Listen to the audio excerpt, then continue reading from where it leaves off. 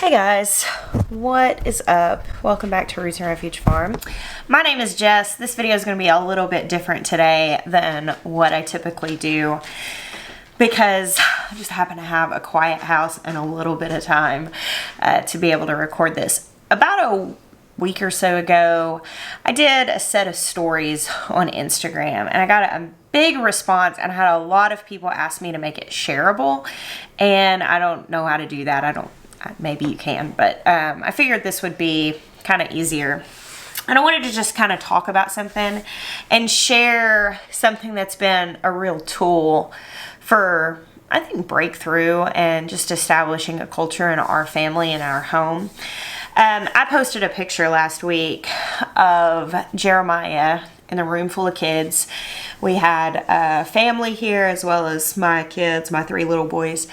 And the kids had been like just roasting each other to the point that they were hurting each other's feelings. And, you know, some of them had cried and they were getting really mad, and it's summer break. I mean, that's, you know, when you've got multiple kids, especially if you've got other kids around, like family or neighbors or friends' kids that are there a lot, to the point that they're able to actually all get sick of each other.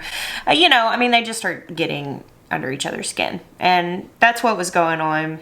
And Maya came in, I was sitting at the computer working, and I had kind of like tried to interject a little bit. We try not to rescue things with our children. We try to like give them an opportunity to resolve conflict amongst each other rather than trying to control all the relationships. But, you know, sometimes you have to step in and parent. And Maya happened to come in and kind of overhear what was happening. So he came in and he like initiated an affirmation circle with our kids. So I took a picture because it was funny. Like it was cute. He was parenting well. You know, I dig that. It's kind of attractive whenever your partner in life is killing it, you know, like doing a good job. So I was like kind of paying attention, and I took a picture and I just put it up on Instagram on a story, just kind of like, you know, the kids were roasting each other, and so Maya's leading them in an affirmation circle. It was funny because one of the kids was like, you know, like, what? And they were kind of animated, but it ended up being really sweet. And I took a little video clip of it as it was kind of starting to shift into a positive note. Just for myself. I didn't post that part. I got a lot of feedback. People were like, what is this? Tell me, what does this mean? What is Affirmation Circle? What are you talking about? So I did a series of videos explaining it, and that's pretty much what I'm going to do today, and maybe elaborate a little bit because the format of Instagram stories is not exactly conducive for talking more than 15 seconds at a time. So an affirmation circle is what it sounds like. It's where you sit around in a circle and affirm each other, say nice, uplifting, encouraging things. The circle part doesn't really matter so much, other than, you know, you can see each other as a group, but really the words matter a lot.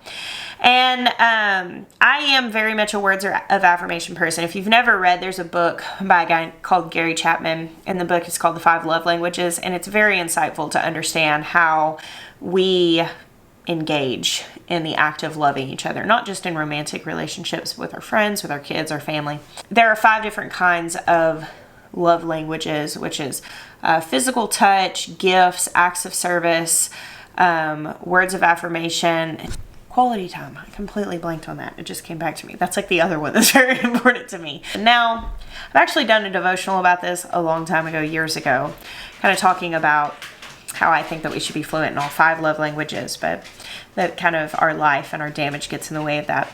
With words of affirmation being so important to me, I'm a very wordy person. I'm very expressive through my words. Negative words are very hurtful to me. And with that being the case, it's something that I'm very sensitive to. I do believe that we have the power of life and death in our tongue, and that we have the capacity to either build something up or tear it down with how we speak to it and how we speak about it. And that's something that I really want my children to understand as they grow into adults and have their relationships in their life. I feel like I want to teach them how important it is to use your words for positive and for gain. I get asked a lot, why do you say I bless you at the end of your videos instead of God bless you? I have been very open about my beliefs. I do believe blessings come from God, but I do believe that we have to take responsibility for the fact that we have the power to bless or curse. I want to speak blessings over people. I want people to leave conversations and interactions with me being uplifted. But it's not really our culture. It's very uncomfortable to vulnerably speak blessings to people. Even being a very wordy person, there are times I feel bashful or shy when I'm around somebody and I want to say, I really love the way you laugh.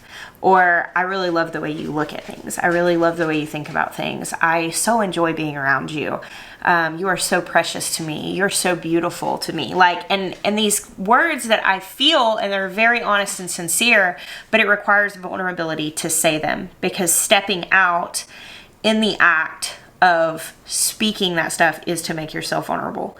And because it is so uncommon, because the humor in our culture is built around tearing people down. I mean, you watch like TV shows and stuff like that.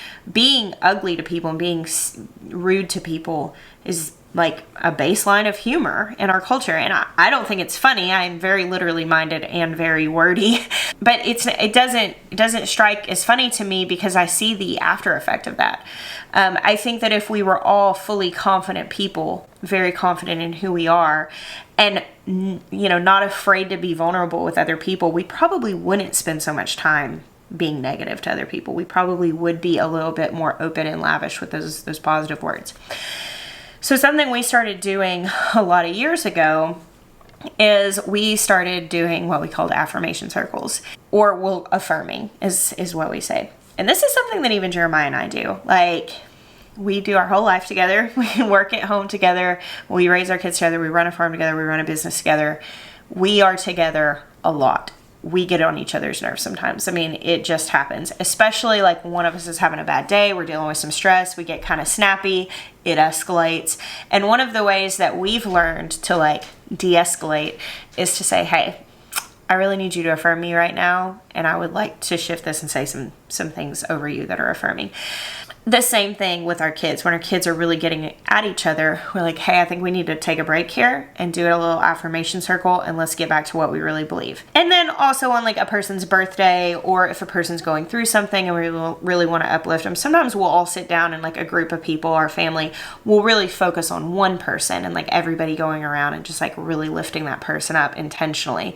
But sometimes it's more like with the kids or in our relationship or in a particular relationship, it's more a baseline of like, let's get back to what we think. Now, I'm not saying that you should gloss over conflict by being like, hey, let's focus on the positive only. You have to deal with conflict. But when you can revert to the place of like, okay, I actually really love this person and I want to have connection with them, you can deal with a conflict in a much healthier place rather than being heightened in that state of real defensiveness, focusing on the bad things of a person, focusing on the things that are hurting you or irritating you, and then trying to deal with the conflict. It's never going to be a productive place to deal with conflict. That's a productive place to fight. And so for us, affirming is intentionally stating, I'm going to take the focus of this interaction and I'm going to shift it back to a place of love and connection, appreciation, and intentional caring. And by doing affirmation circles with kids as parents, what we are doing is providing a safe place for them to get to express themselves vulnerably without negative backlash. Because when things are in a tense place, I mean, this is in marriage too, like when things are in a tense place and you're trying to shift it without kind of having that intentional umbrella spread of, hey, we're going to affirm now. You might be like, hey, I really love you and I really want to connect with you. And I appreciate the fact that you're passionate. And like saying something like that, and then the other person, if they've not made the intentional choice to go into that place of connection also, you might get that, you don't really feel like that. You're not really saying, you get defense, and then you're just hurt because you were vulnerable. And when you got defense, then you just feel even more hurt and you want to withdraw. And kids are like that too. And I mean, it's hard when you're an adult to like realize those things. It's hard to realize those things about how you engage, how you think, how you feel. Very hard, especially if you were not raised in a situation where that was ever validated for you.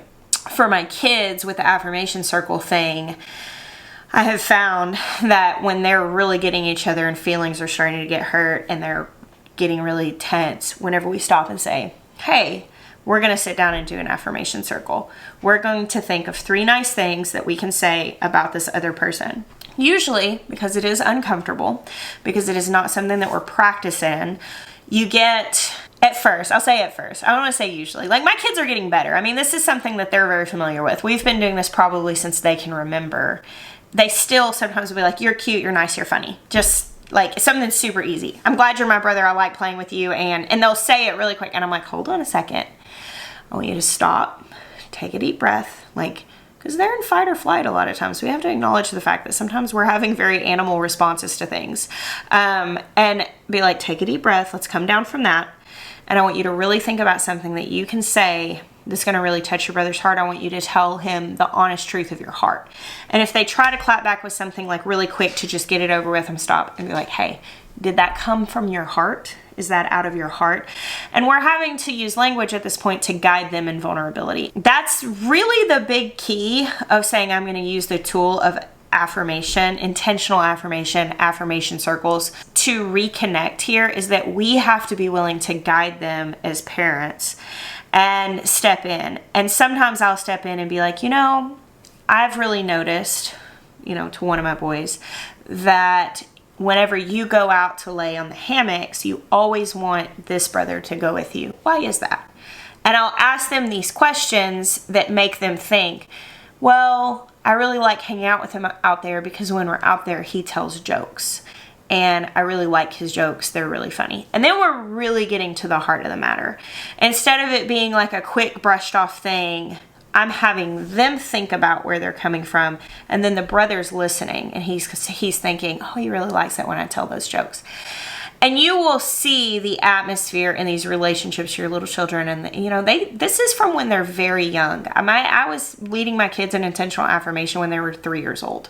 And of course, it matures with their age level. But it's funny because as adults, when I see that, like when Jeremiah and I are like this, when we're kind of getting a little bit like at each other, and we're like, hey, I really need you to affirm me. We have the same response to be like, you're cute, you're funny, and I like hanging out with you. You know, like just be like, just let me get this over with.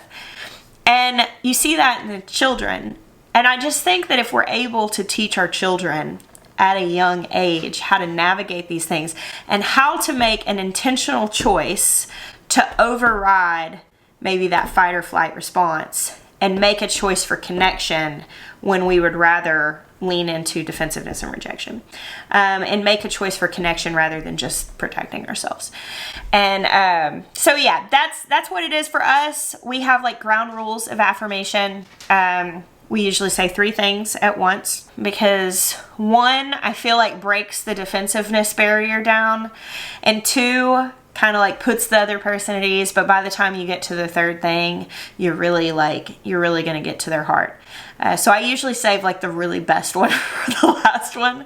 And for us, we tell the kids this, and for each other, only 1 compliment can be physical, just because, you know, I know for me, like it doesn't really make me feel super seen and known whenever all the things that are told to me are about my appearance. So that's something that for the kids, I'm like, you can compliment one thing on an appearance, but then you need to go a little bit deeper than that and really get to a person's heart. I would say affirmation circles have been hugely influential to the culture of our home, and intentional affirmation, just to say, I'm intentionally going to love you with my words right now. And sometimes it is to diffuse conflict. And sometimes I'll just be like thinking about Maya, thinking about one of my kids, thinking about a friend. And because I am a very expressive person, and because I have experienced in the past trying to like go express that to a person and then having them laugh, you know, and truly I've learned now in maturity, like they're laughing because they're uncomfortable, because it is uncomfortable, because we don't uplift each other enough. But having them laugh and be like, you're, you know, way to wax poetic, or you're so corny, or, you know, like something like that, because they're trying to diffuse the discomfort of the situation. It doesn't mean what I said didn't move their heart. It means they don't know how to receive that. I find that when we state our intention, whenever I go to someone and I say, hey, I've really been thinking a lot about you, and I want to say some things to you that may make you feel a little uncomfortable, but I really just want to express myself verbally and my appreciation and my love for you. And so I don't need you to respond. I'm not doing it for that. In fact, I would rather you didn't respond, because it is uncomfortable sometimes. And just validate that. Like sometimes we have to be willing to walk people through areas that they just don't know how to navigate. Because really, if our goal is to make a person feel loved, if our goal is to go for connection where there's conflict, if our goal is to express our love for a person, I think we should be willing to maybe walk through that extra step and give them the tools to receive it well, you know? So that's kind of the gist of affirmation circles and affirming. And I would encourage you guys to take that and think of how it would best be suited to your life, to your relationships, whether you have children and you're going to be the leader through that, whether you're in a relationship, if you are in a relationship with a person that might have some damage, if you have some damage that you feel uncomfortable expressing love in that way, create an atmosphere where it's safe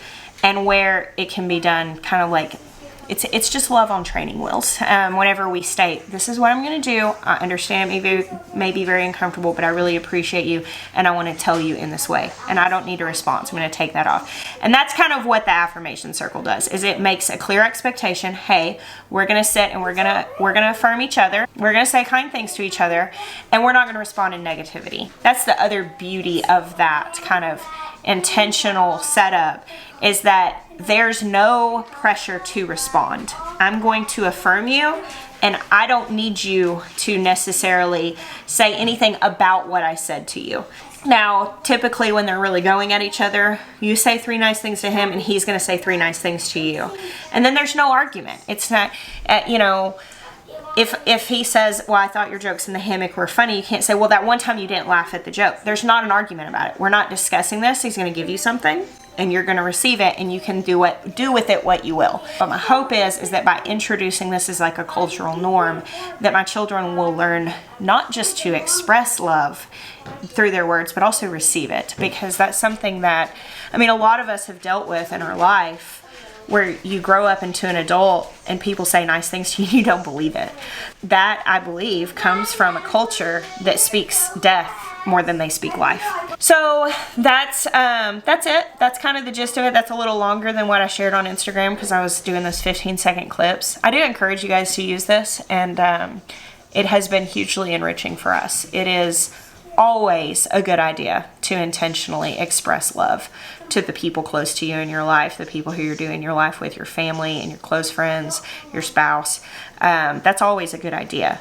And yes, it costs something. It costs vulnerability. It costs putting yourself out there. But I think that if we can create these safe little tents of security and do love on training wheels, that's always a step in the right direction. And before you know it, what you find is you have a much more expressive family. You have a much more expressive marriage and parenting and all of that.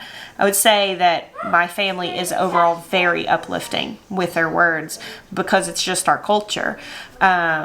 To tell people, I noticed that you're doing this thing very well. I noticed that you were very kind there. Thank you. This made me feel good. And like really being emotionally intelligent in how we communicate.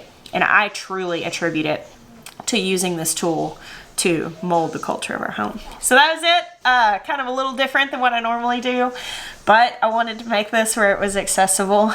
And I'd love to hear if you've got something to add to this. Throw it down below in the comments and let us know. I had multiple people tell me on Instagram that they were teachers and counselors and camp counselors that did warm fuzzies with their kids and just saw a tremendous change in the atmosphere of their classrooms and groups and stuff. So thank you guys. I bless you. Until next time.